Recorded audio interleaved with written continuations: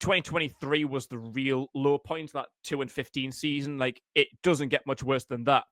Also, we thought them first few games of 2024 were almost as bad.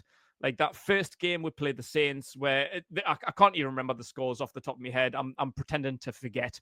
I know we scored 10. I think the Saints put up like 44, something like that. Like, it was a massive differential. And then the home opener in week 2, where I was at, it was the Chargers. And again, I can't remember the score. I think it was like 37-3, something like that. I think we only scored a field goal that game. And I was in Charlotte that day on the Monday morning where the news came out that Bryce got benched. Andy Dalton came in and steadied the ship in the first game, so we won quite convincingly against the Raiders in week 3. And we thought, yeah, okay, Bryce must actually be the issue here. But it wasn't really. Dalton, managed to steer the ship in the right direction, but we still hit a rock. It wasn't smooth sailing by any means. From the backside of 2023, which is the worst season in my lifetime, or at least during my fandom over the past 14 years, at least anyway.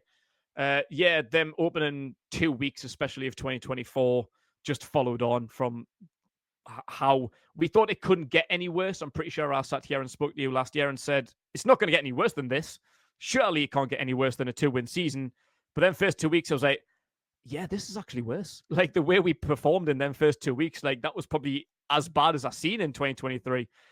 So, yeah, it was abysmal. But yeah, I think the turning point was week 8. Yeah, it probably was the best thing that happened to us. It got Bryce back under center and got him playing. And I think them few weeks on the bench, watching Andy Dalton, which he probably should have done in his rookie year, to be honest. Frank Reich should have seen that and maybe not have even started in week 1. I think Andy Dalton probably should have been our starter throughout 2023, or at least until the felt Bryce was ready. From week 8 against Denver, where we lost quite heavily, but Bryce played really, really well and continued to do so throughout the season. We were then won against the Saints. Then we went to Germany in week 10 and beat the Giants. And from there, things went really, really well.